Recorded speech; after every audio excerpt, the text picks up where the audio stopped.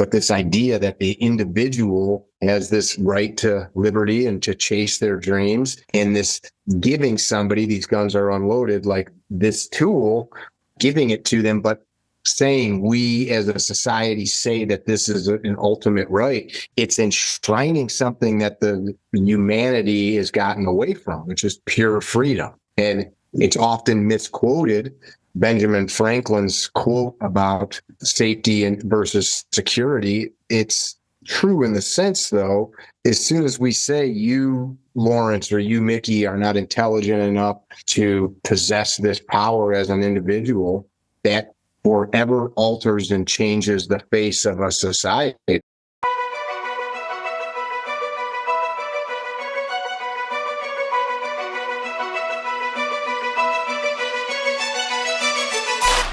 What a pleasure to be back with my brother Mickey. And a quick reminder, this show is sponsored by his amazing Ignis Coffee.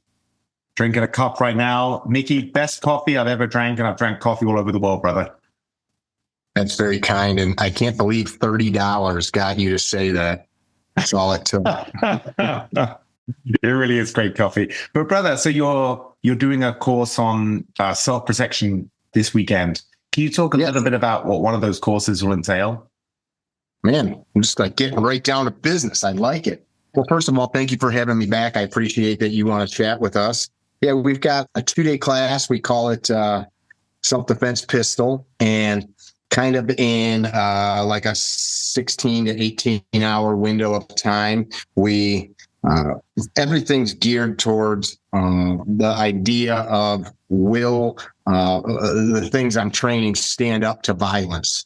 I think like I use that term a lot when we're talking about like self-defense techniques like jujitsu or something. Like, okay, that's cool, but will it work if somebody's trying to hurt me? Will it work if somebody's really motivated to, or if I'm exhausted, or like, is it contingent upon like the perfect collar on the gi, or will this thing work if you've got a t-shirt on, like you're wearing a t-shirt, which that's a sweet shirt, by the way.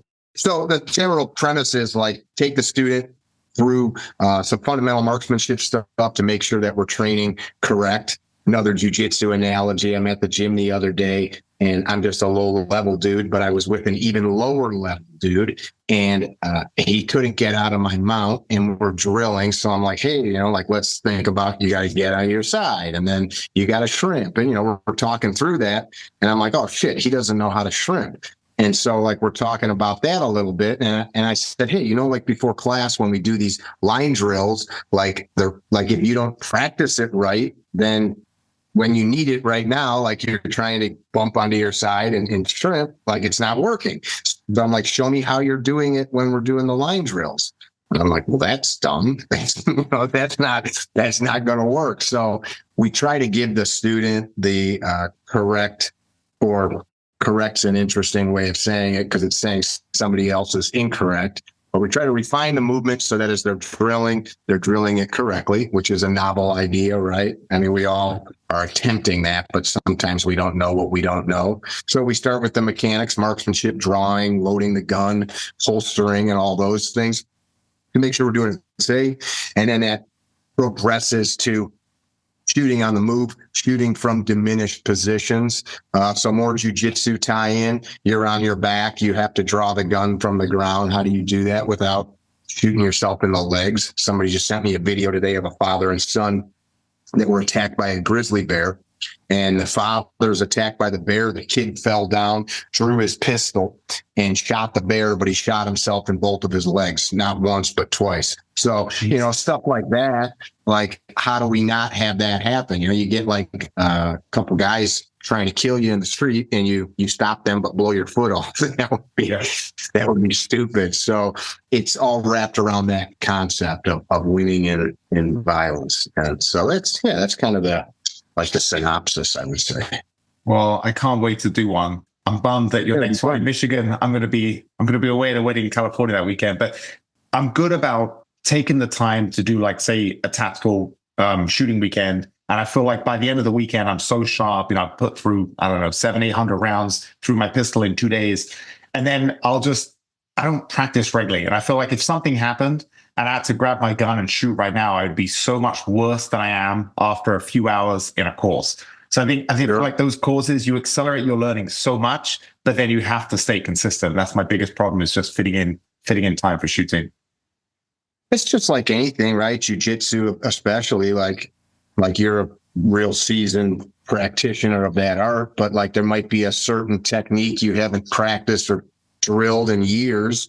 And somebody's like, what the heck, man? You're a multi-stripe black belt. But if you haven't practiced the thing, it's not like you just remember it. But that's pretty much everybody. I think that if you just did like 10 minutes a week, practice your draw stroke, get some sight pictures, get some good reps on presenting the gun, it probably would help keep a lot of that stuff at the top rather than the murkiness. Definitely. And Mickey, I wanted to ask you, my son's 3.5, and I'm already thinking, okay, I want him to have a healthy respect for firearms. I want him to learn how to use them early. But at the same time, I'm so nervous about, you hear those stories, like one of Jen's, when she was in school, one of the kids she grew up with, I think his parents were out of town. He was playing with the guns and he killed himself when he was, 12 or something.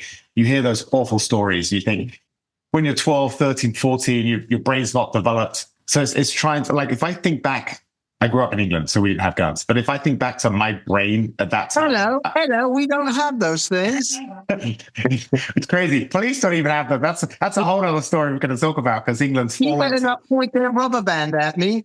Yeah, you guys are pretty neat. But I feel like when I was 12, 13, 14, I would have had the healthy respect to leave them be and not play with them. But it's just when you're young, you just, putting your adult mind into a kid's mind, it just doesn't work. So I'm really thinking about what age should I start taking him to a range and teaching him about how they work. Because I've got my good friend has his nephews in the UP, the Upper Peninsula, and they're already hunting. They're 8, 9, 10 years old. They already have their own rifles. They're hunting. They have a healthy respect for firearms and hunting and safety. So do you have much experience, I guess, with when we should be introducing it to kids? I like this discussion. So my parents had 11 kids. I'm the oldest boy. So I had 6 little brothers, 2 younger sisters, and then I had 2 older sisters. I'm the third oldest of 11. And I was given a 12 gauge shotgun when I was a teenager. I had begged for this thing. It was like, kind of like the Christmas Story where this is all I wanted for Christmas. I was maybe 15 or 16 years old. And of course I wasn't just like, here you go have fun. There were rules and things like that.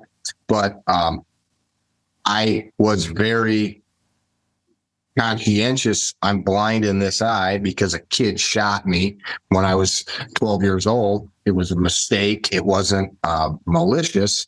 And it wasn't like we were playing, trying to shoot each other. He just pointed a gun at me, thought it was unloaded, pulled the trigger, and almost killed me, actually.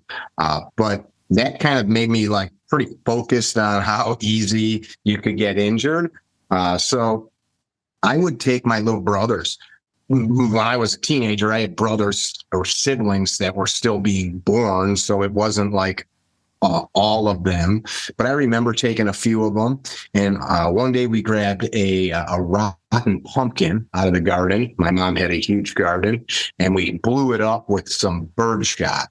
And then I took a big brick, 8-inch block, and I shot it with a slug out of that slug gun. And from 50 yards away, and you watch the brick just explode, and was like, that's what that thing will do. You see the pumpkin blow up, and we all shoot. A couple of my brothers, one was an infantryman in the Army, one went to the Coast Guard. So we grew up shooting and being around guns, but it was a healthy fear of the end of the muzzle. Where I point this thing, I can cause great death or bodily harm.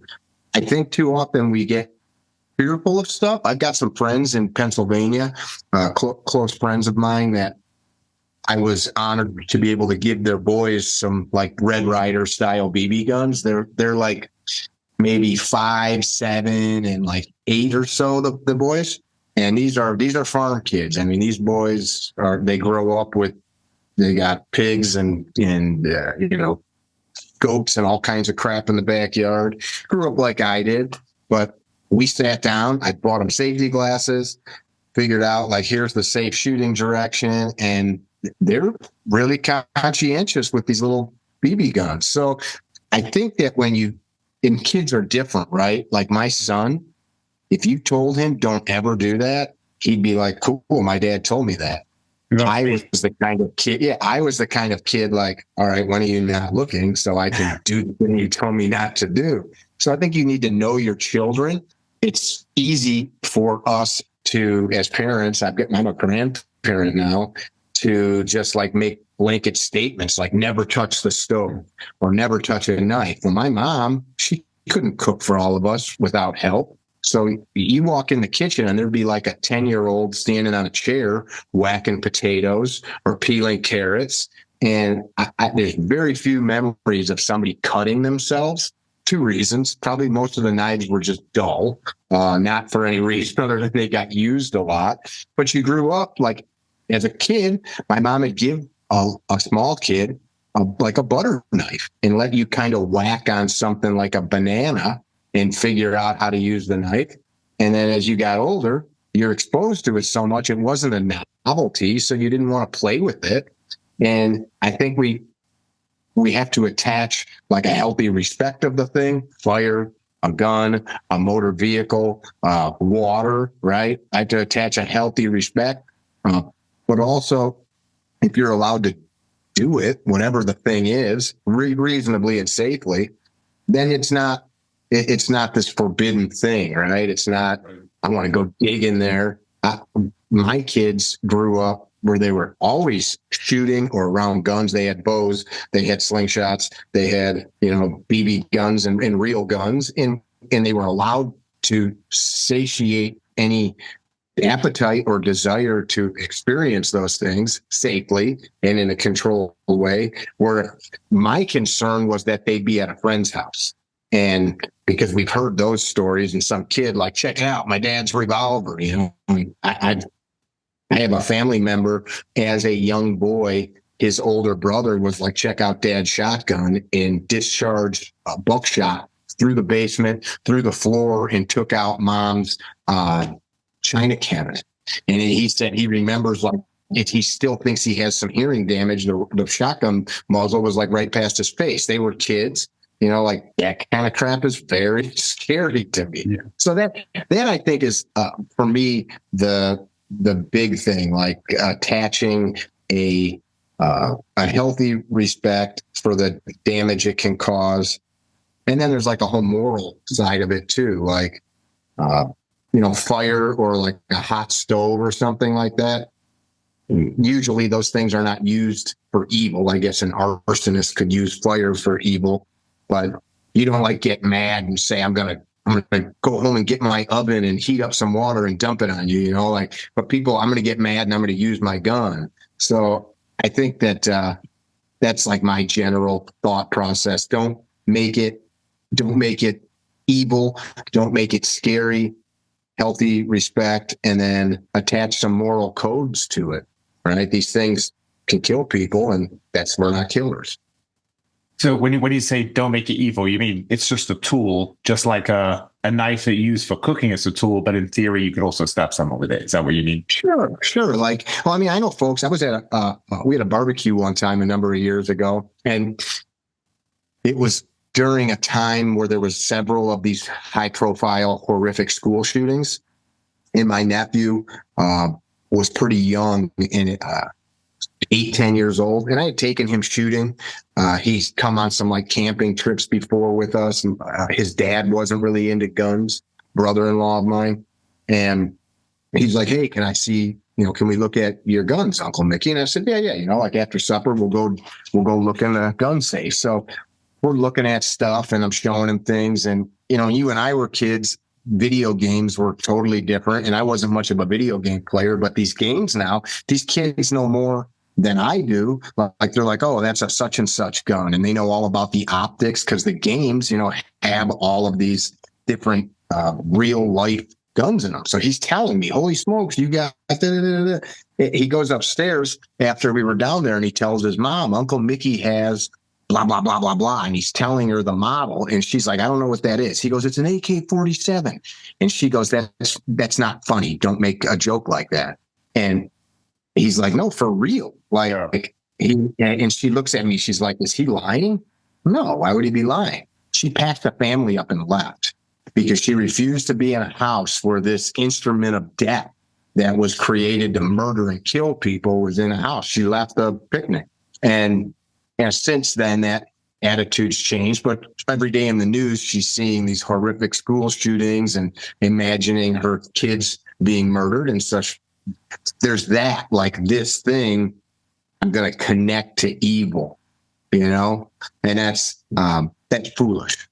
Mickey, you said something really interesting. You said you have to know whether your kids are the type to listen or do the opposite of what they're told.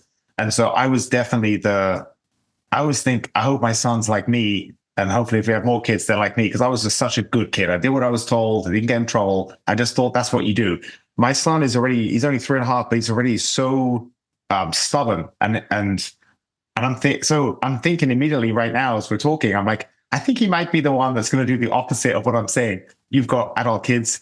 What age can you tell? Is that something that, because I mean, now he's so young, he's trying to figure out boundaries, 3 to 4 years old, they're trying to figure out boundaries in life and what they can get away with. But do you need to wait till they're, 12, 13 to know that whether they're going to listen to you or? My mom would be a perfect person to ask about this, but I know looking back at my kids, my daughter now has a daughter, and my granddaughter is very much like her mother, defiant, strong, smart. Like I look at her and I say to my daughter, like, if you wondered what you were like when you were 2, that was you. Like, I mean, like they are like almost exactly the same, can go from being super happy to angry about something in a second. And it's magical to watch that. But her brother, you could just like give him, slice an apple up, say, hey, look at the sunset. And he'd sit there until you told him it was time to go in. My daughter whip an apple at the sun. They were just like different. They were just different kids. So I don't know. I think we parents know that.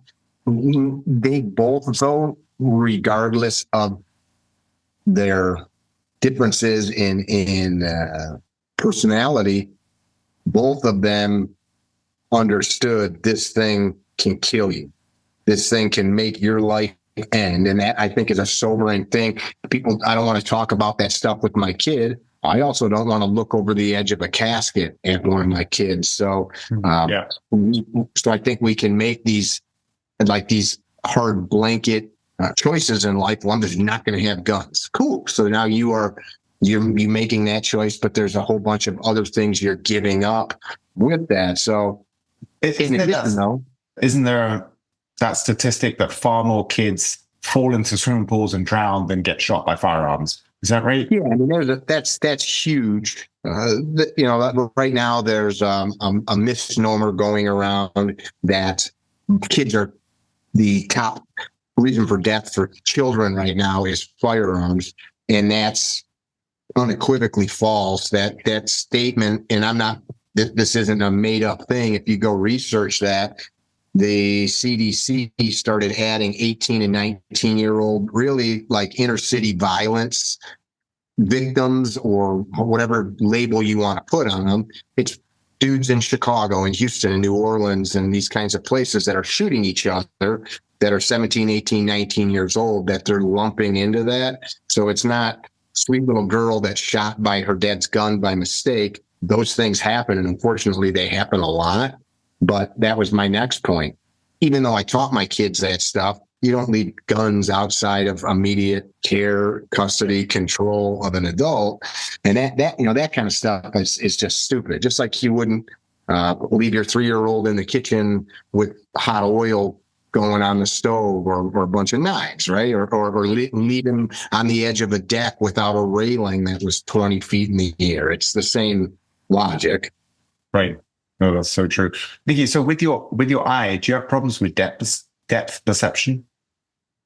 Yeah, I think it's been so long. It's hard to even, I don't know one way or the other. So yeah, it's frustrating. I mean, I used to bump into things because there'd be a blind spot here, but I've since, kind of figured out how to kind of Stevie Wonder my way through. No, it's so impressive. You're such a good, you're so good with firearms, and you have that disability with your eyesight. That's incredible. So you're making fun of me right now because I have a handicap? Definitely not. Brother, that whole thing with, there was a famous, I think it was a school shooting in Australia, and then there was this huge public outcry, and they basically just, got rid of all the guns in Australia. Obviously, we know that England, there's always outlawed guns. Even the police, most branches of the police, at least when I was living there, don't have firearms. And then we've seen recently, I'm a big freedom of speech absolutist. I really believe in freedom of speech. We've seen what's happening. I'm sure you've seen the headlines in England about someone got locked up for something they wrote. I know Australia had the most draconian, strict, COVID laws.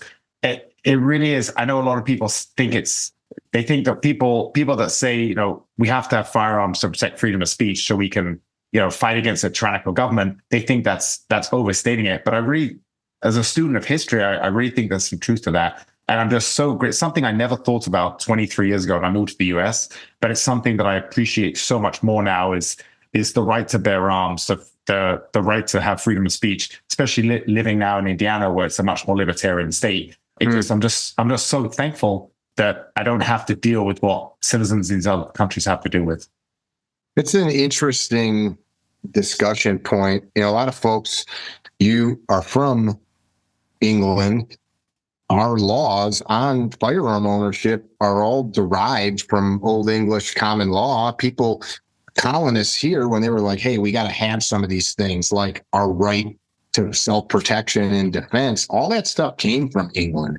And it wasn't until the 60s, 70s, 1960s and 70s that you guys had these sweeping changes. In the 1930s, 40s, 50s, people owned firearms throughout England. So it's a much different place than here, right? It's smaller geographically. It's kind of isolated as this island country. So I think it's probably easier to, I'll say, inflict some of these social changes on such a small space. And heck, I just drove 8,100 miles across America this summer in 30 days. And you go from big city to little city, and even in certain communities of rural areas, not everywhere that's rural are people, country people, right? You can be in parts of Texas that are wide open, but have very liberal minded people in some of those areas. And I guess maybe liberal versus conservative, maybe just in this context, this idea of, let's be frank, you're not taking your Glock and going and fighting Congress. It's my right to free speech. I've got this Glock to stop you.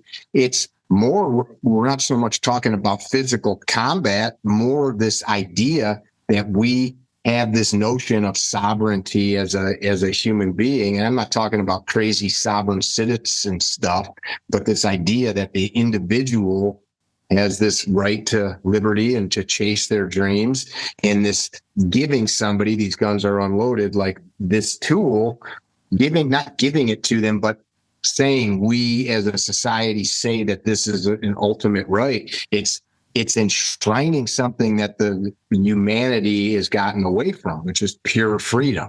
And it's often misquoted.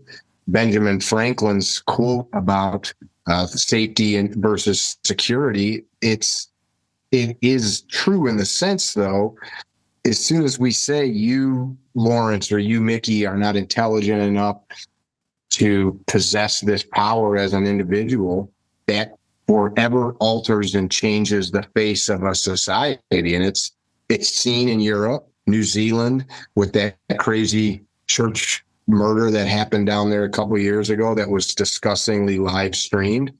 It's a forever thing once that happens. I guess forever, could it come back? Could England reinvigorate those laws of self-protection? Maybe, but it probably takes generations, because the people as a society, your age, your kids' age, our grandkids' age, it's all they know, right? So, like, where does this bubble up from inside of you that you need to have this this bright. Yeah, it's so interesting for people listening to this from the US. I don't think they realize that Russell Crowe was just talking about it, about how he's from Australia, how people look to America as this beacon of this free speech. All these countries around the world look to America as a place for unbridled opportunity, capitalistic opportunity. If you work hard, you can achieve success. You have the freedom of speech, the right to bear arms. These are things that are not taken lightly. And I know that I didn't appreciate it until I moved here, but coming from England, it's something that I'm just so grateful that I moved here all those years ago, because they're things that I really prize myself. So I'm so glad you said that. And I'm of the opinion. Excuse me one second. Thank you, baby. I just got coffee delivered to me. Well, cheers, Nicky. Best coffee out there. That's very kind of you. But the idea of a lot of people that say, stop, it's not the guns causing the school shootings, it's this huge mental health crisis that we have going on in the US. And I see it with my own eyes. It seems like on every mental health metric the last few years, it just seems to be getting worse and worse. And in many ways, you're almost encouraged to talk about all your, the more issues you can have, the more sympathy you get. It's almost like this subculture of, we're almost trying to breed people that have all these issues. They take all this medication. It's like this spiral. It's very challenging, I think, to be raising. I think every generation has their challenges. Like my dad always told me, when you were young, I was worried about, a nuclear war between Russia and America and Europe getting caught in the middle. And I had friends building bomb shelters in the backyard. So every generation has their fears. But I feel like this generation, it seems like the mental health today seems like it's at the worst it's ever been. And I think that's the biggest cause of a lot of these atrocities, as opposed to people that just say, if we ban the firearms, it won't happen. And I think that's just an unrealistic concept when there's more firearms than people in the US. I just think it's so entrenched that you'll never, ever, ever not have firearms in the US. And it doesn't matter how much you try, it'll only remove guns from the law-abiding citizens and not the criminals. I think you're way past the point of return there. So that's kind of, it's almost like a pointless discussion. So then the discussion should be more on the mental health side. So that's kind of where I fall on it.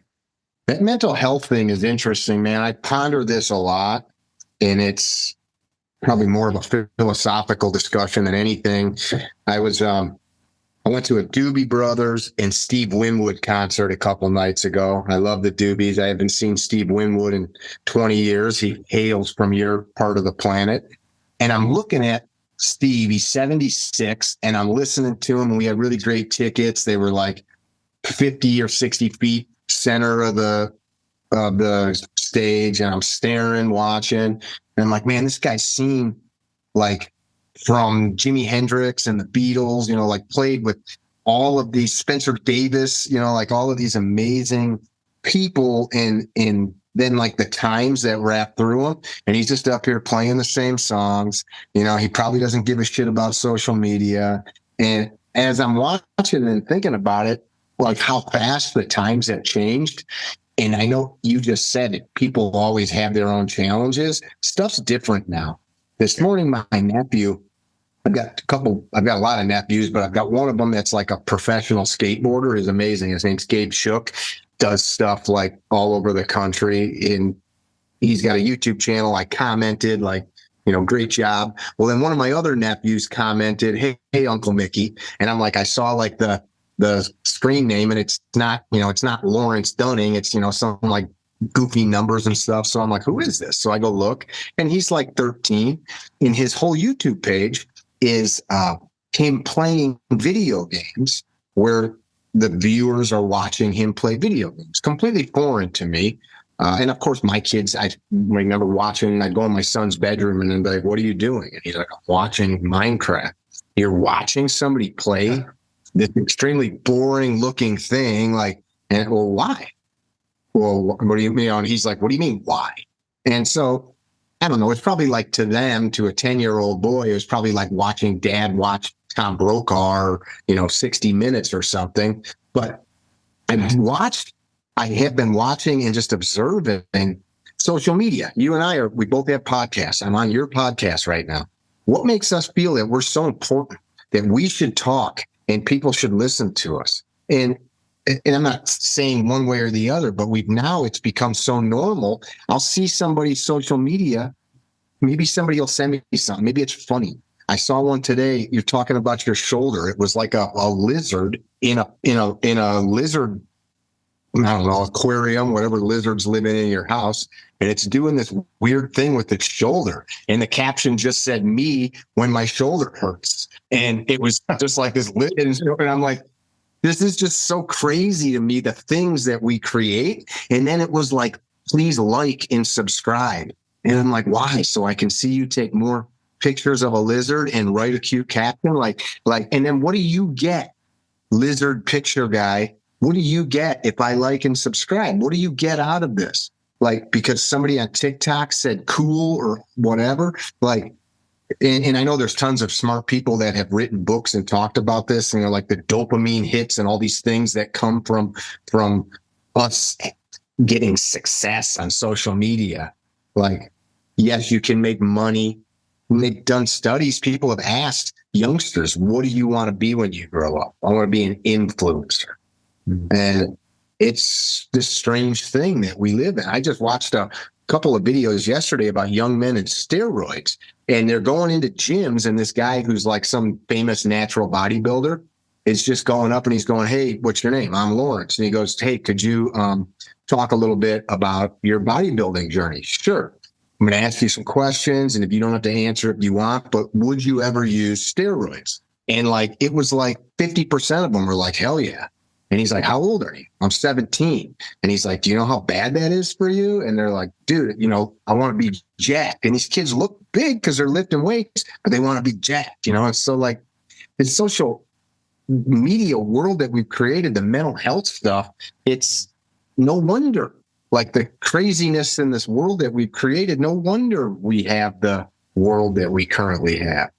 Well, that's the thing, is I consider myself an extremely disciplined person, and I still struggle with the addictions of technology. And, we've all done it, where you just waste 40 minutes when you have real shit to do, and you're messing around on Instagram, looking at ridiculous memes like lizards trailing their shoulder, flexing their shoulders. And then you're disgusted with yourself. And I think, man, I grew up without technology. If I was a 13-year-old kid who was getting bullied in school, and the only thing I had was computer games and social media, then and you don't get any physical exercise, your life's depressing, and all you're doing is looking at screens all day, of course you're going to be depressed. Like, it's no wonder. I think that's something that the biggest fallacy when I was young. I thought if you work really hard when you're young and you do things right, you can have an easy life as you get older. And now I've realized that every single day for the rest of my life, I want to do things that are hard. I want to earn the hour of Netflix at the end of the day because I did my cold plunge, I got my workout in, I did my work. I realized that there is no finish line where life is easy, and that's happiness. That isn't happiness. And I think there was a Christopher Ryan. He's I think a biologist. He wrote a book talking about how almost like Western civilization peaked in the 90s, because now things are so easy with technology that it's, for a long time, technology is getting things better. And there's certain benefits to technology. Like, we can all throw a Google Maps and you know where you're going. You don't get lost. You and I, when we were young, we were trying to find places with old school maps getting lost. It was kind of frustrating. There's of course obvious benefits. When you're sick, you can just order food. There's benefits to technology. But his whole thing is the negatives outweigh the benefits massively. And as a consequence, that's what we're seeing, is all these negative metrics, whether it's suicides, whether it's teen suicides, whether it's depression, whether it's people that aren't happy in their bodies, they're going towards steroids, or, different types of surgeries that are irreversible and they're going to regret in a few years, all these different things, because we do have this crisis of kids that are just very, very unhappy right now. And I think it's really tough, really is tough. I remember sitting, if my brother-in-law, Dan, hears this podcast, he'll probably remember it. He and I, his family had a home in Southwest Michigan, beautiful little community called South Haven. And he grew up in Chicago, and we would go up there, he and I, to work on the home. Every quarter or so, we drive from Skokie north end of Chicago, and we drive around the bottom of the lake. Usually we go at night and, be listening to tunes and stuff. This is 20, 25 years ago. Of course, cell phones totally existed, but he got a BlackBerry, and I had friends with them. I still had a basic phone, and he's like, dude, this is crazy. I'm like sending emails, like we're like in the middle of nowhere in Indiana and it's midnight. He's like, I'm sending emails right now. And he was in a development business similar to yours at the time. And I'm like, yeah, dude, that's nuts. And so he was having me read him the email because he's driving, and I've got that little ball thing, and I'm scrolling, and I'm like, wow, this is nuts. And I'm like, he's telling me what to type the guy back. And we were just like, wow, you can get so much done. But then look where that's gone. I try, if you're ever with me, and I don't do this, slap me. But if I'm like with my friends, the only time I take my phone out is to take a picture. In fact, a lot of times I'll put my phone on airplane mode.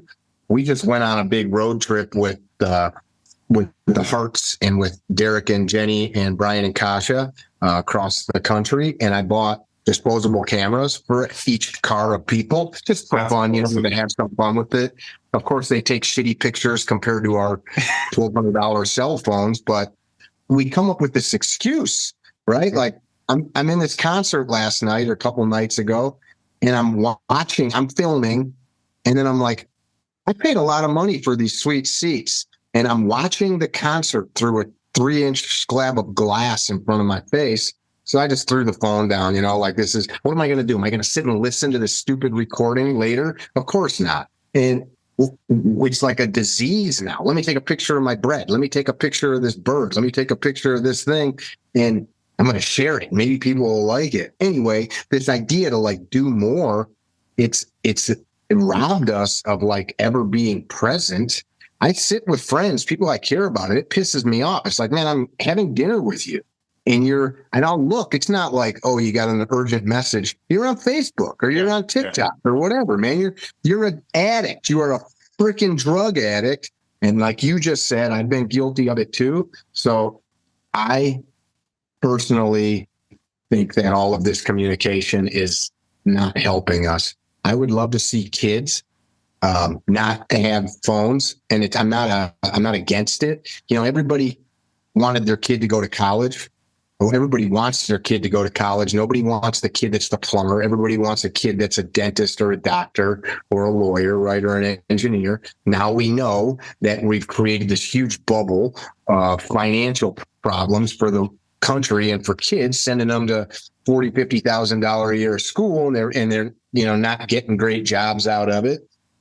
Well, nobody wanted to say, maybe that's not for my kid. Maybe my kid's going to be a musician. Maybe my kid's going to be a painter. Maybe my kid's going to be a roofer.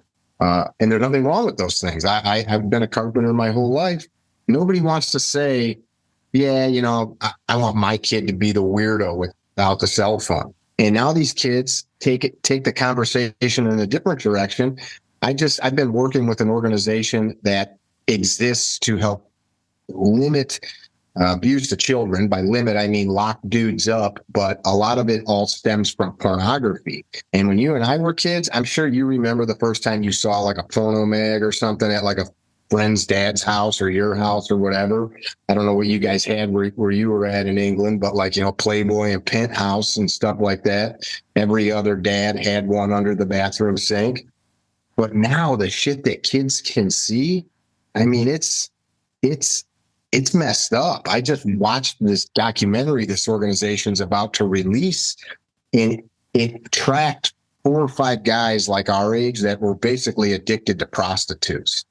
And all of them admitted that their kind of appetite began with pornography as children. And I'm not like anti-porn. I personally don't consume it. I don't believe it to be good for my brain or soul.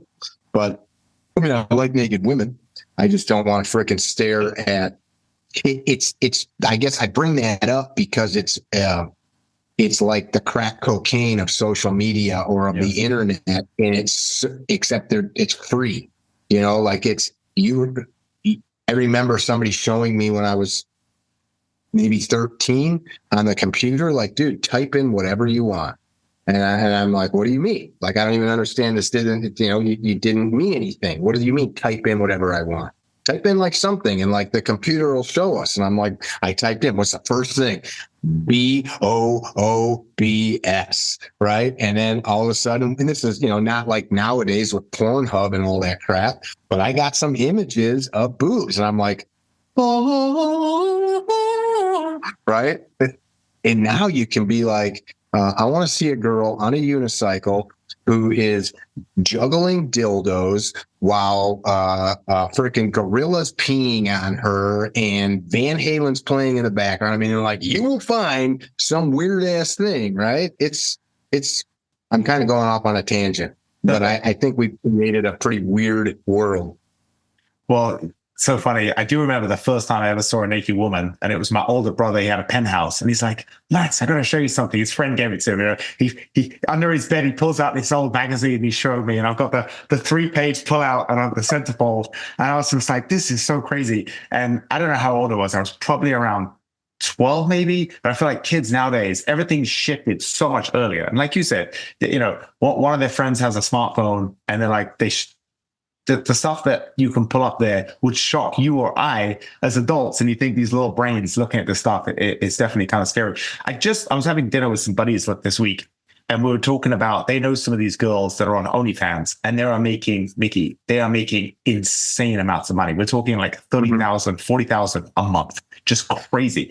And we were all talking, and we're like, I've never been on OnlyFans, but we were saying, I don't understand when there's all this free porn, how there's even a market for OnlyFans.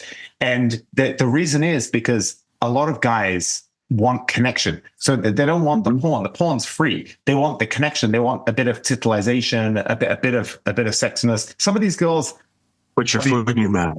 Put your foot in your mouth. Yeah. So some of them are like, I'll do topless, but I'll never do, below the waist nudity. And they're still making the same amounts of money because these people want the connection. And the scam, from what I've heard, is they'll take a bunch of photos and they'll do some stuff for their profile, but then the actual conversations they're having with people is not them. They pay people, they outsource it in India or Malaysia or whatever it is, Philippines, to do the conversation. And it's so crazy to think that market is, I'm just like, there's so many really lonely guys blowing all their money on chatting to people that they think are some girl that is not even the person they think it is. It's actually really, really sad. But again, it's a symptom of this epidemic of loneliness, just like you said.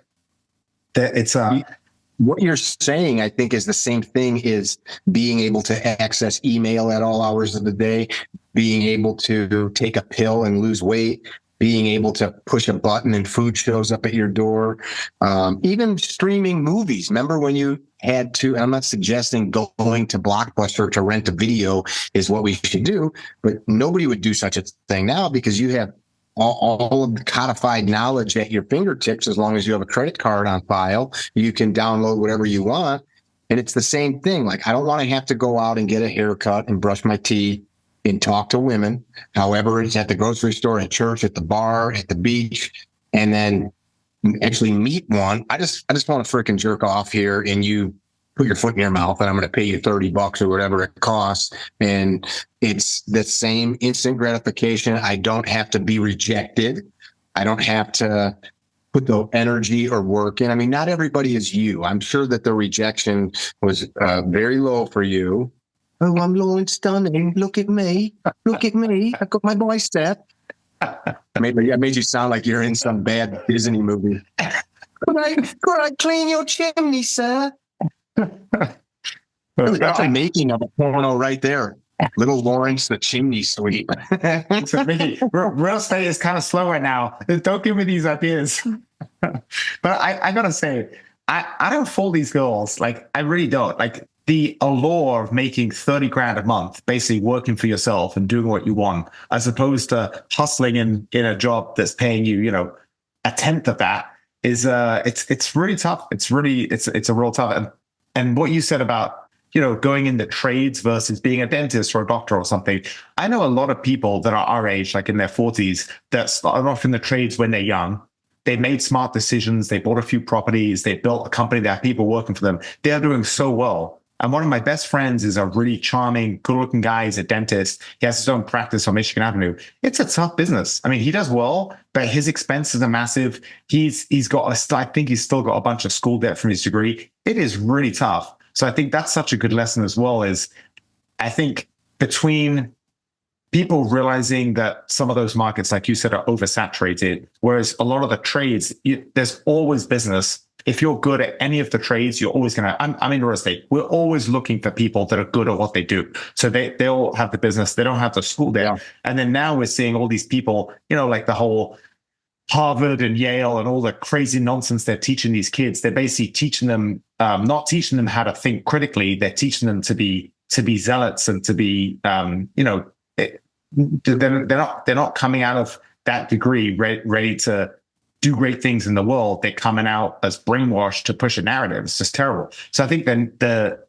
narrative of a lot of people, especially like me, like with a young kid, where if you'd asked me when I was a kid, would you want your kids to get degrees? I'd say, of course not. I'd be devastated if they didn't. Now, where I was like, I would love the idea of him finishing high school and saying, hey, Dad, can I borrow a bit of money? I want to start a company. Do something like that. Or I want to go to trade school and I want to just get a start on my career and learn some skills. And then maybe I can start a company with that. Or, so I think that the narrative is definitely changing with regards to that. But man, the whole thing with, it all comes down to what you said, the easy access. And it doesn't feel as good if I sit on my sofa and I pull up Netflix and I press a button, I've got a movie starting or a show.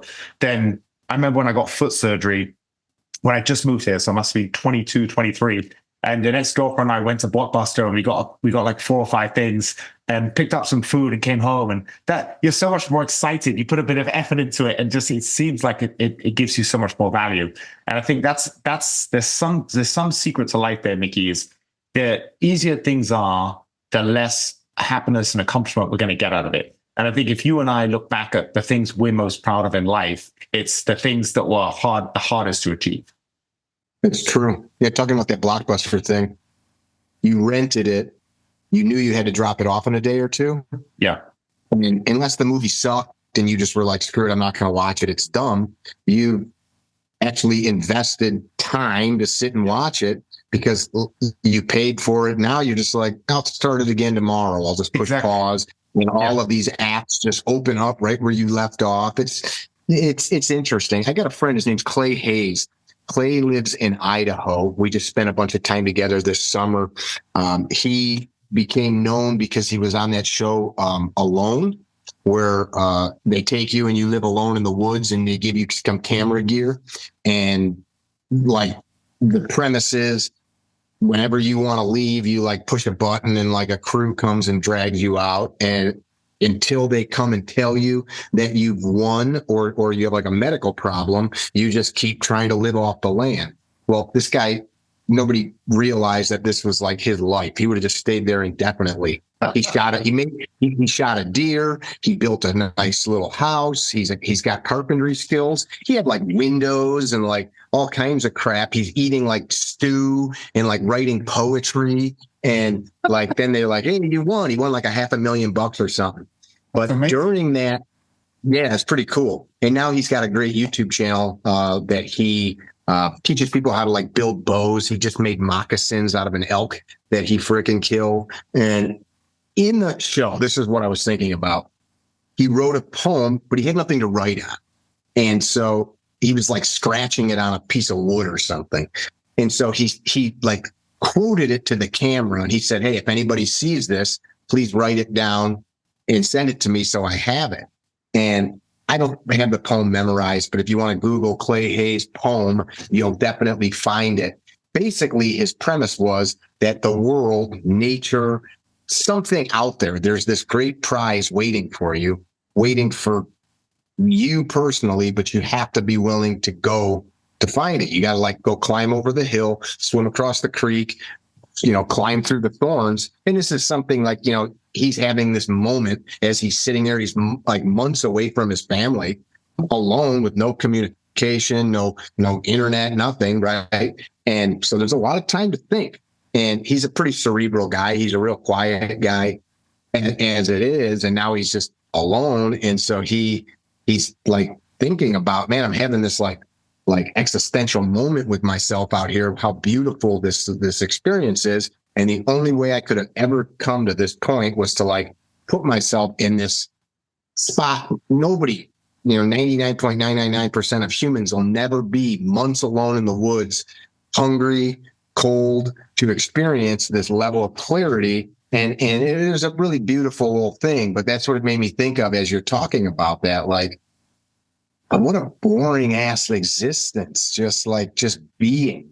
And you meet guys like all these special operations guys I work with, and they go do crazy things like, oh, I'm going to go climb this mountain, or I'm going to go, like my friend Andy Stump last year, him and a group of guys, they broke a world record where they skydived on every continent in like 1 week. And it was a lot of money, and they got sponsors, and like, so they had to logistically plan to go all over the world and then jump out of an airplane, then pack up and go jump out of another airplane. And you're like, why? And because just sitting around watching Netflix doesn't do it for these people. Right? I want the experience. I want to do something cool. That's like you said, like that's hard. And I think Mickey, something about being bored, I think is so important, because I remember I remember when I graduated high school, and it was the summer, and I had a few weeks just sitting in my parents' backyard, and I'd like read books, but I would just hang out. I remember for hours just kind of thinking about life or what I want to do, and just being bored.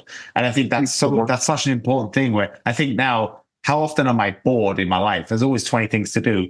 And I'm forcing myself to get in that kind of mindset. So I was listening to Dustin Poirier when he's talking about his recent career emergence, how he's been doing really well recently. And he's been in the game for a long, long time. And he was asked, well, what have you done that's different? And he said, man, I go out without any technology, and I take my dogs for a long walk, and I'm just by myself, and I'm just with my thoughts, and I just give myself time to process. And I remember thinking, that's exactly what I know. It's like one thing to do it's one thing to know what you need in life, and it's another thing to have the discipline to do it. I don't know. That's one thing that I need a couple of things every day. I need to get a hard workout in for my mind. That's more than my body, but I also need that kind of solitude. So I've been doing this thing where I take my phone to take a video, but it's on airplane mode. I take my dogs and my son to the park the last hour of the day before it gets dark. And I just, I'm bonding with him, but I'm also just with my thoughts. And it's been so good for my mental health. And it's such an easy thing to swipe down on your phone and hit the airplane button. But it's so hard to do, because we're always telling ourselves, oh, I've got this client that's supposed to call me back, or I'm waiting for this attorney to call me. So I've got to always be connected. And I have to just force myself to be disconnected, because if you work in certain industries, they expect you to be available 24/7. And it's just such an unhealthy way to go through life. I had a client the other day messaging me Friday night, 10 o'clock. And I said, I got your message. I'll get back to you when I'm working. Saturday, 2 or 3 messages. And it wasn't anything urgent. And I wasn't being a dick. And could I have just answered him? Yep. But I said, I will get back to you when I'm back at work. I had stuff going on. Sunday, 2 or 3 messages. And it wasn't like, it was nothing pressing. And for me, it was just more principle. Like, I told you I would respond to you, and I will respond to you. I'm not your dog. You don't just get to message me at, 7, 8, 10 o'clock at night multiple times. And now I'm seeing it. I had a guy who's trying to have, he works for a marketing company, a PR company, and he's repping this guy that owns a big firearm manufacturing business to be on my podcast. And he sent me a nice email, little pitch. And I said, hey, that sounds like a good idea. I will get a hold of you and get you into the calendar. That was about a month ago. He has sent me no less than 20 emails since. And so now I'm just like, now you're annoying. And I would have gladly interviewed this guy. And now you're going to ruin it. And I'm not going to waste my time, because I know you have a job to do. I know that you want to do a good job and do the thing you're supposed to do, but it's a disease. It's a disease, this need to be connected. You talking about, go ahead.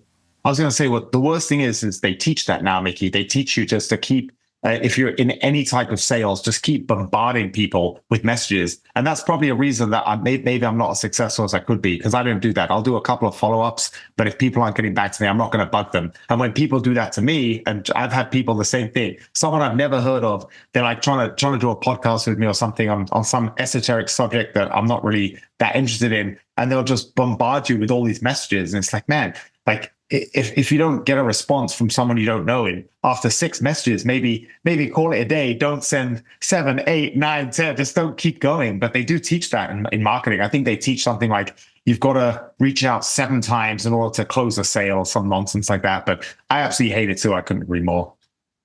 It's like when you're in a restaurant and you can't hear, and you know, man, if everybody just talked just like this, we could all hear, and then we wouldn't have to yell. But because I'm talking like this, now you have to talk like this. And it's the same thing. Like, I know this guy's getting 800 emails a week. I've got to send the most. And so it's everybody just keeps turning the volume up, and it's a self-flagellating. We're beating ourselves and whipping ourselves to like do more and be more. And it's cool to watch this current trend of, I live in Woodstock, you've been there, it's rated the #1 farm market in Illinois, whatever that means, whoever the farm market bestower of records is. But that used to just be very normal. You grew too much stuff, you went and sold it at the local market in the summertime. Now it's like, this kitschy kind of cute thing, like, oh my God, look at that. Is that, but you're buying the stuff, and half the crap is being store bought and then labeled to look like it's some farmy item. But still, this notion of like just going and buying things that your neighbors produced is lovely. And that's becoming like a cool thing again. All of these like homesteading shows and trade shows that are for like hobby farming, raising chickens. This is how I grew up. So it's kind of comical to me, but that's like we're finding value in. I just visited some dear friends of mine in Washington State. Rick and Marilyn they built the house with things that they found around town in the 1970s. He was a logger. Like, they found a window. I guess we got a window in the kitchen now. They found some steel. I guess we have a roof over the back room now, and that's how they built the house. Well, when we were there, they've got the most amazing garden. They sent us home with bags of dehydrated peaches and plums. They sent us home with a big jar of honey that they made. They sent us home with some dried echinacea and like other herbs to make tea. Like, that's love to me. Like, I made this and I'm giving it to you. And that, I think, is what the world is now like yearning for, versus just the bullshit that we're all seeming to be told is important and valuable. Yeah, couldn't agree more. Mickey, one thing I really want to talk to you about was, I remember I was sitting on my sofa. I think I just finished some work, and I was just procrastinating before I went for my Saturday afternoon run. And one of my buddies just texted me. He's like, "This is crazy that Trump's just been shot." And then, of course, for an hour, the CNN headline was Trump fell over a rally or something. They weren't even saying that he'd been shot. And then it was eventually the story came out, and it was so crazy to me. And especially, even what's more crazy to me is that there's 2 stories that really stand out to me. One is just the inept about the people there to protect him just did such a bad job. But the other thing is just the way that there's been movies and people talking about the JFK assassination for, I don't know, 50 plus years, right? It's been such a big conspiracy theory. Was it a CIA thing? Was it a guy acting alone? All these different things. People are so fascinated by it. Yet you have this now where, from what I've heard, is this guy had someone from very close to a CIA office visited this guy 20 times. All his social media accounts are wiped. There seems like a lot of shadiness with this, but it's been brushed under the rug in a couple of weeks of the news cycle. People don't even talk about it anymore. Everything is about how Kamala's going to save us, and she's like the second coming of Christ. It's just so crazy to me. I'm like, number one, I guess it shouldn't surprise me, because the institutions in the US have just been so bad recently. So, for instance, I saw a headline yesterday. It was they'd overestimated the jobs report by nearly like 818,000 jobs. So nearly 1 million jobs they were off. So they're making all these decisions about what should we do with interest rates for the country and all this on data that is just so far off. Then we had that news about we were sending money to fund foreign wars and we couldn't account for 4 billion that just got lost that we somehow were sending to Ukraine. But, oh, sorry, we lost 4 billion. Like, just these institutions just seem so inept. And then you have, we all saw a picture of the lady who was like struggling to get her gun out. It just seemed like, who are these people? Like, aren't the Secret Service supposed to be the absolute best there is? So I was so curious to hear your take on it, because this is your world, firearms protection, and it's so crazy to me, but I guess it shouldn't surprise me because it's a sign of the times we're in, which is the crazy few months before an election. Well, I think there's a ton to unpack there. I've got I have multiple friends that are or were Secret Service agents. I have many friends in law enforcement at various capacities, and I think it's easy based on what we see on movies. I joke about this with friends of mine. Like, I got a buddy that's an Army Ranger, and people just assume like that guy can shoot any gun, can like tie all the knots, like can make fire out of just sticks and stuff. And no matter what, he can scale, and he's got like grappling hooks to scale things. Or my buddies that are Green Berets, they can karate chop dudes and just put them out, like this silent sentry stuff. And the truth is, these dudes are usually really physically fit. They're usually really mentally tough, but then they have some specialty, right? Like that one Ranger I was talking about, he ran a machine gun.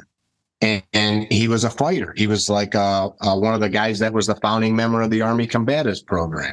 So, like, you want to talk about Muay Thai or Jiu-Jitsu or running a machine gun? This is your dude. Can he parachute? Can he do some of those other things? Yeah, but those were just like ancillary, skills that he had to know but wasn't proficient in. And we use this idea of security theater. I have a friend, I won't say his name, he's a law enforcement officer, but for fun, he goes places with things he's not supposed to have just to see what he can or cannot get in. For example, a knife into a theater that has security. And he documents it, and he does this stuff for a living, just like IT people that hack into stuff, lawfully to find the weaknesses. Security is, you think about, go to an average jewelry store, and there's some guy there that makes $20 an hour, and he's probably a good guy, and he's got a gun on him, so he's licensed through the state to be an armed security guard. Go down to Michigan Avenue in Chicago, where we were just talking about, or go over to Jewelry Row in Chicago, and you're going to find some of those storefronts have a man with a gun. Truth be told, if two men decided to be motivated and have a couple of guns, and they had a plan on how to do it, you could just speed and surprise, run into that place and overpower somebody, zip tie him up, rob the whole place. Nobody has to get hurt. And it's intended to stop the low common denominator, the punk kid, or just somebody that wants to find an easier target. I won't go there. And so these events, like these Secret Service that they're covering, they win most of the time because there's just so much logistical stuff. They're communicating with local law enforcement, state law enforcement, county. And this is not Mickey's opinion, it's the fact. And so you've got so many layers of communication. And then now if I'm the Secret Service guy and I call you, the local sheriff, and I say, hey, I need some support at the county fairground for this rally, how many men can I expect to have? And then you've got all these things with like roads and communication and egress to get the guy out of there rapidly if there's a problem. And you got to plan all this stuff. Well, that means just think about logistically when a presidential candidate or president goes somewhere, how much of the taxpayers' resources it takes up for that joker to go have a stump speech in a town. I mean, it could be millions of dollars for that guy or girl to show up, just like, hey, I'm not a crook. And humans make mistakes, right? Have you ever made a mistake at work? Have I ever made a mistake at work? Yes. by and large, and this isn't me stroking the Secret Service, by and large, you and I had never seen a president die in our lifetime. Reagan was shot at. I think for the most part, they do a pretty good job of how often the president or their family or whoever they're protecting is exposed to potential danger. Of course, it should be never, but we can use airlines. How often do planes crash and kill people anymore? Not really that often. And when it happens, it's a big deal because it's scary and tragic. But I think just so you were talking about like all this maybe criminal crap that happened that maybe government's involved in. I don't know anything about that. Could it happen? Has it happened? Sure. But also, could a kid procure a weapon and decide to plan something like that without government intervention? Unfortunately, yes. It's impossible. Minority Report, remember that movie where they could like see the future? That doesn't exist yet.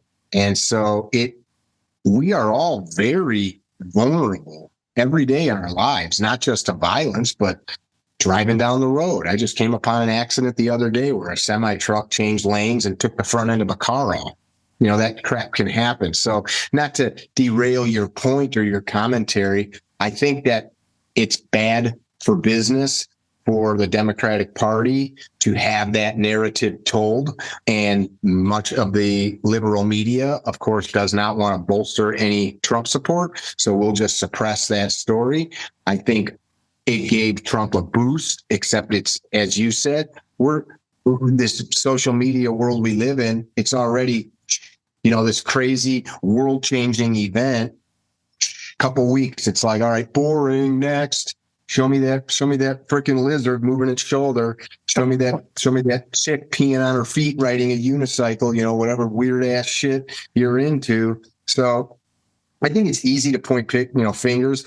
That girl, I'm not going to name names, but I have a friend that was a Secret Service agent that left, that he said it was boring. He had a life in the military. He said it was boring. He said, these people I'm around can't shoot. They can't fight. He said, they don't train to a standard that I'm used to. And I don't want that to be part of my life. And I don't want to ever have to do battle with some of these people.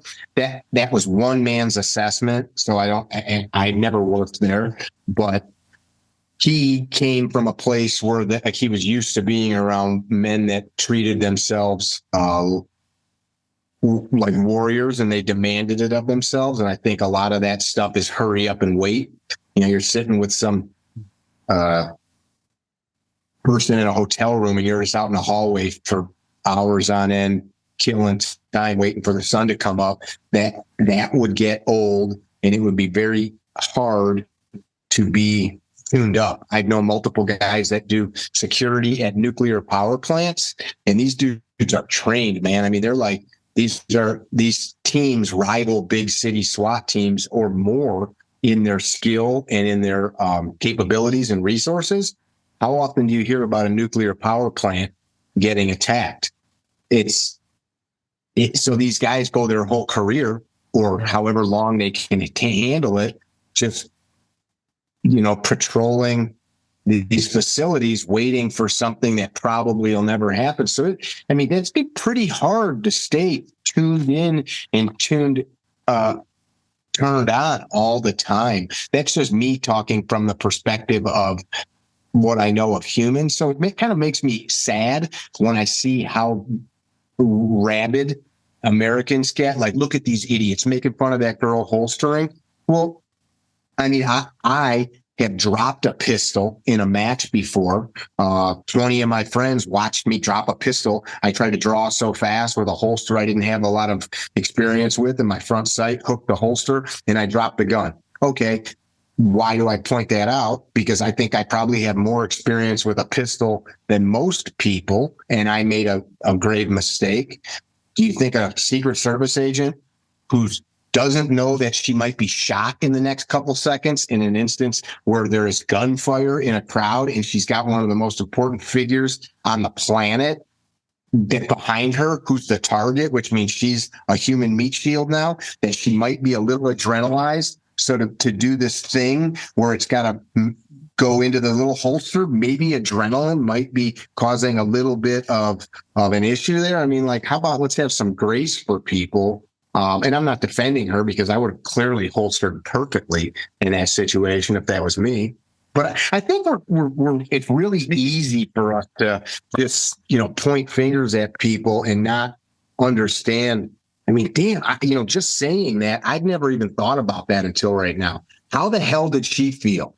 I mean, imagine you've been up on stage in big things like when you fought, having thousands of people look at you like, what if I get my nose busted? What if I get my teeth folded out? What if I get my arm broken? What if I shit my pants? I'm sure you've had these thoughts, and like, that's got to be kind of crazy. She knows there's cameras all over her, but even take the cameras out of it, you could die right now. And I think people would say she knew that when she took that job. Yeah, except right now there's actually both of the guys bleeding, so I think there's a lot to unpack there. And I think the noise of social media and everybody putting their 2 cents in kind of makes it hard to objectively look at anything anymore, because there's so many like splotches of paint that just like muddy the big picture that you can't even see it anymore. Man, I'm so glad you said that, Mickey, because that's so true. I can be the perfect. And well, the thing you said about just the actual boredom of being a Secret Service agent, where, for weeks and weeks and weeks, absolutely nothing can happen, but you're supposed to be on high alert every second for hours and hours and hours of the most boring thing, literally just standing there. That's a really great point. Never thought about that. And the other thing about the, not performing your best, one of the reasons I had 9 pro MMA fights, and I felt like every single fight until the last couple, I performed at like 40 to 50% of my capability. And it was so frustrating. I would train so hard. I would try and do everything right to peak. And I just always felt like I couldn't perform. I was basically a gym fight. I was performing twice as well in the gym as I could under the bright lights. And it was the biggest source of frustration for me. And it was the last couple that I felt like I performed close to my potential. And then I was done off that. I could retire happy. And I felt like I did it. And there's some fighters that are always gym fighters and they never, ever can compete well, but they're world class in the gym. There's a guy in the UFC right now. I'm so happy because I trained with him in Team Curran 10 years ago. And for whatever reason, he just couldn't put it together. And I used to say he's like the toughest guy I ever trained with, Charlie Radke, absolute beast. He could do everything. Yeah. And he was so tough. And every time it was sparring day and I saw him come in, I was like, oh God, now we gotta have the, tough sparring. I'm gonna lose some brain cells. And we went to war in the gym and I always used to think, man, that guy should be in the UFC. And now finally he's put it together and he's in the UFC. So that's such a great point, what you said. I guess the point I was making was there's all that talk about DEI and the lady that runs Secret Service. She wants to have, a certain amount of females there. And there's just a physical size difference between if you're trying to protect the president who's 6'2" or however tall Trump is, and you're a 5'5" lady, you don't have the mass. Then there's the other thing where they're saying, well, we didn't want to do anything because the roof was sloping. There's all those memes about the sloping roof, and we couldn't go up there because it was sloping. So it seems to me like I was very much on the side of, it seems like the picture doesn't add up, and they should be a lot better than they are. And it was just, I think it has to do with being lax and lazy. I think that, could something bad have happened? Could somebody have made this kid some little robot boy to do it? Sure. But to create a conspiracy where these local cops and all these guys are going to allow a person to be murdered, I don't see that. I don't see I have been to that community numerous times. It's not far from where I'm at right now. I'm 30 miles from that community. These are good people. I don't see those local cops like just doing nothing. And I know that a lot of stuff doesn't add up. Unfortunately, a very chaotic situation. It's usually best to wait until all the facts are laid out, except it's now nobody trusts anything anymore. We don't trust government. We don't trust the news. We don't trust each other. Freaking all of the crap that we can immediately and instantly generate fake stuff with AI. You don't even know what to believe anymore. Well, what you said there, Mickey, what you said there is so important. I think so many times where people think there's a conspiracy, it comes down to institutions, no matter how much prestige is in the FBI or the CIA or the Secret Service, they're just made up of individual people. And just like you said, a lot of them are dealing with the human emotions of boredom and nothing's happening for weeks on time. And it's almost impossible to be that elite where you're, always ready and always ready to perform 100%. Not everybody is like the absolute elite of the elite. So I think that's such a good point, is so much of stuff that we think is some big conspiracy just comes down to, human failings and mediocrity, which is a very human thing. You've probably heard something to this effect before. The unit doesn't make the man makes the unit. Or you could say that the man doesn't make the team. Or rather, the team doesn't make the man makes the team. You could plug in anything you want, right? The organization exists because of the individual people in it. You get a bunch of turds, you're probably going to have a turd organization. You get a bunch of all-stars, you're going to have an all-star organization. And that, I think, is a system-wide problem that we have in the world right now, is a lack of excellence. And you can see it everywhere you go, from the products people make to the food people choose to eat, to you look at people's bodies as you just go to a city, go to an amusement park, or just anywhere where there's just a big cross section of humanity, and most people are not fit anymore. And that's not a dig on people. We've lost this idea of excellence in things. Some people have, but that trickles down. I've got a buddy, years in politics. He always would tell me, he was very successful in the insurance and investment business. And he was involved in politics for years, but he always said, nobody should ever get elected to a position or appointed to a position that they can't go earn the same amount of money in private life. Yeah, for example, you're a township supervisor in one of the areas around Chicagoland. A little township, a guy or girl, that's managing the township activities. These people make six figures. Or a highway commissioner in a township. You're making six figures to manage road maintenance and plowing. And a lot of these people don't even know anything about road construction. They get elected for whatever reason. That person ain't going to go work at a big road contracting company and manage anything because they don't know anything about it. And so we the people elect folks to positions, and because we like them, because we heard their stump speech, not to derail my own point, but I am constantly asked to help people because I ran political campaigns. And I always say, the first thing I say is, all right, Lawrence, so you're going to run for sheriff. Why? What are you going to do? What are you fixing? What's broken? What problem are you trying to solve? What's the pitch to the community? Well, I think I'm going to make a great sheriff. Okay, what's that? Why? Well, I just was trying to help a girl that was running for Congress. And I said, what things are you going to do when you're in Congress? And she was on my podcast. Well, I have to wait till I get there to figure it out. What? Like, hire me. I'm, this guy, I'm the greatest salesman ever. Hire me. Well, how? How are you going to sell my products better than my current sales guy? I can't tell you till I get there. You're not going to hire me. So, but we, the people, keep electing these ding dongs to these positions, and then these people appoint people that are ding dongs. It's nuts. That's what I've heard someone say. When you look at political candidates, they're really just actors. There's absolutely no substance to what they're saying. So recently, Kamala Harris said something about, if you elect me, I'm gonna fix inflation. It's like, well, what have you done for the last nearly 4 years when we've had all this inflation? It's such a joke that people do eat it up and they fall for it, and they're very tribal. They tend to go left or right, and there doesn't seem like there's much accountability. Do you see that changing, or it seems like we're in such a what you mentioned earlier about AI and not knowing what's real? I just think that's going to be a huge problem because that's such a new thing. AI is going to get better and better, and there's going to be more and more uncertainty with every major event now. And it doesn't seem like that there's ever going to be agreement on a lot of truths. There's always going to be two different worlds that people live in, depending on what, where they get their news or what political ideology they ascribe to. And I don't really see that getting better. All of these things, I think that if we got 10 of our buddies and a couple cases of beer or whatever you drink, for you, it's water. And we started talking about any one of these things, I think we will continually arrive at the same conclusion. Government isn't the answer.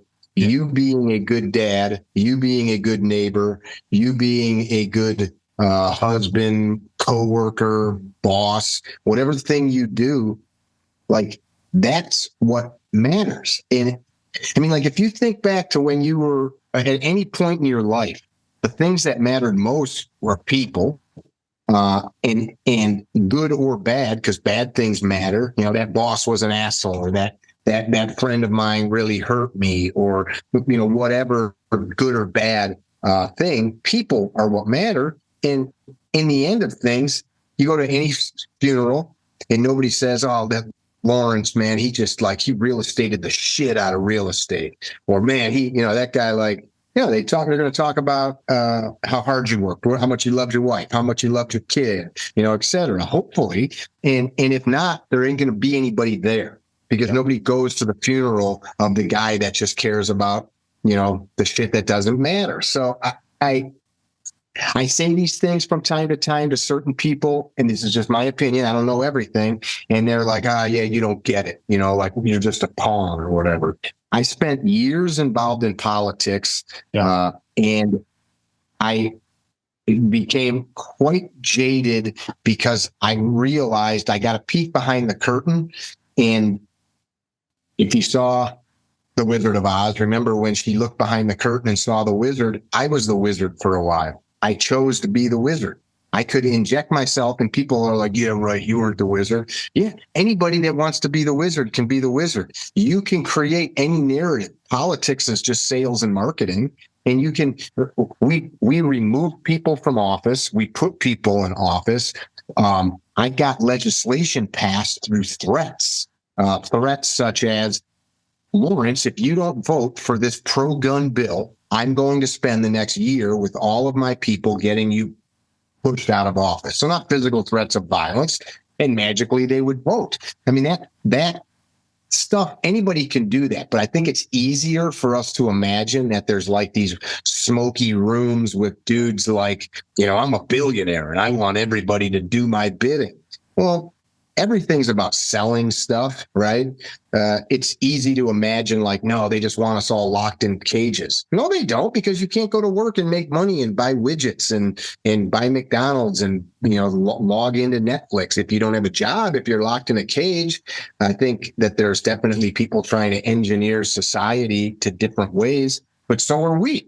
I want a nice society. I want people to be kind, and I want people to not die of heart disease and diabetes. So I would love for people to eat less shitty food. I would have no problem if all these phones just burned up and nobody had to be on the phone anymore. I had to call you, and I'd sit and twirl the cord as I talked. "Hey, Lawrence." Remember that? Yeah. That was nice. I remember when I was teaching English in Russia one summer, and I graduated college, and I was in this old Russian apartment. I had one of those old school phones where you had to, every number you had to rotate it around. And like, kids today don't realize the struggle, Mickey. The most anxiety I had as a kid in high school was you'd get a girl's number, but it would be their parents' landline, and you'd call, and they, "Hello, hi, can I speak to Jessica, please? Who is this?" "Oh, Lawrence, a friend from school. What do you want with my daughter?" Like, nowadays, kids just shoot a text to the girl, like, "Hey, what's up?" They don't understand the struggle. They nude pictures and stuff. Jesus, yeah. But what you said, Mickey, is you said if you've got a group of friends around drinking and talking, the most important thing is just control what you can control in your environment and be a good person. Yeah. It's so true. So many people look like the government's going to save me, or, if this party gets in, I'm going to be okay. But if the other side gets in, I'm going to move to Canada because my life's going to be over. It's just so silly, control what you can control. And that's really what matters. And I'm so glad you said that. So it's a really good. And what a waste of energy all that is. That's true. Now, that said, there is political parties that get in charge and they wreak havoc on the way of life for some people or the other, right? We've got huge issues with the border. We've got huge financial concerns. We are spending money at a pace that it's impossible to ever make it up. And nobody seems to care about that. Our healthcare system sucks, and people like you and me are paying into it to get substandard care so that people that don't work or don't want to work don't have to and can get basic health care supported. Like, we have some ideological concerns and issues that not everybody's going to agree on. Like, I don't feel I should have to work my ass off so somebody else shouldn't. That's fucked up to me, pardon my language. So I think there are some concerns, like just being happy doesn't fix things, and you still do need to partake in the process of government and in keeping the republic alive. Otherwise, somebody is going to do it for you, and you might not like what they pick. But at the same time, take personal accountability for what you're putting out there in the world and the people you're affecting in your own inner circle. Right on. Yeah, I love that. Mickey, last thing I want to ask you about, seeing as we talked about the lizard in your shoulder for so long. You and I, both in our 40s, we were chatting a bit before about our mutual friend, shout out Dan Hart, going through some injuries too. Like all of us that have been spent the last few decades in martial arts, we're in our 40s. The biggest struggle is just keeping the body together so we can keep doing what we love. So any advice for me and anyone listening on just, trying to stay healthy? Because I love seeing the different exercises you put online. You're an incredible athlete. I've rolled with you. You're very humble with your jiu-jitsu, but you're an absolute stud. And you're very, your strength to weight ratio is very good, and your body control and all that kind of stuff. And I think a lot of that that $30 went very far from me. But Nicky, I think part of that is because of the exercise you do. You don't just go and do a regular bench press and a regular squat. You're doing a lot of stuff where you're working all those stabilizer muscles and different types of training. So I'm sure that helps in the sense of being a good athlete and being strong for your weight and all those kind of things. But I guess that's a different conversation. That's kind of your out of the box exercise routine. But what about just in terms of doing things? Like, I feel like half the exercise I do now is just to keep my body together to prevent injuries doing the things I want to do, if that makes sense. Yeah. Well, I can't speak for anybody else, but the last couple of years, our fathers probably said it to us, just you wait kind of things. You hear older guys say that. And I was a late bloomer. Most of my buddies were getting beards, and I was still like, hey guys, what come to? Like freshman in high school, I had a little girl voice. So as I'm starting to progress into manhood here, I'm in my mid 40s. It's scary to watch. I used to do yoga a lot. I practiced a lot of yoga in town at a time in my life where it was good for me mentally. I've always been fairly flexible, but I enjoyed the meditative state of it. And there's a great little yoga studio in my town. Shout out to Cara that owns it. And I remember she or whoever was instructing would say something like, what kind of aches and pains are you guys having? What do you want to work on? I'd be like, what do you mean? Like, why do you have aches and pains? Like, I was young enough that I wasn't just walking around with aches and pains. And I remember thinking, like, what the hell's wrong with these people that they're just walking around? Like, most of the time I was one of only one or two men. I was in my early 30s, late 20s at the time. And I'm like, why are you guys hurting all the time? Like, I'm a carpenter. I'm doing frickin', martial arts stuff, and I'm not hurting. Why are you hurting? So I didn't even understand. And when you got hurt, it healed relatively quickly, right? I have now crossed some physiological threshold of time where my body is now healing slower than ever. And so I'm having to be really careful with my output. And that just happened, man. Like, by output, I don't mean like I'm not trying to like deadlift crazy weight or anything, but the other day I'm with a guy, multi-stripe black belt, excellent dude. And he was kind of holding onto my head in this like kind of triangle position he was working. And I was trying to get posture. And I just said, hey, if I tap, or if I, you hear me tap, like, please don't continue past that, because I'm working through a cervical injury from a year and a half ago. And he just let go. He's like, dude, why are we going to even screw around with this? And I'm like, yeah, why are we going to even screw around with this? Like I'm like, what the hell was I thinking? Like, he literally had me in the position that caused the C-spine damage. And he was being super gentle. We weren't like fighting, I was just starting to like, get my back up. And that's the spot that I need to be at where I can make that choice, which seems, like I think hearing me say that sounds stupid, but that's what we do, right? Like it's not even that I want to win. I'm trying to grow too. So I'm in this position. Part of the challenge in training is, can I defend myself from this position? And like, where is the line where you can go a little bit? So from the mental aspect, I'm really working on that stuff. I'm having to do.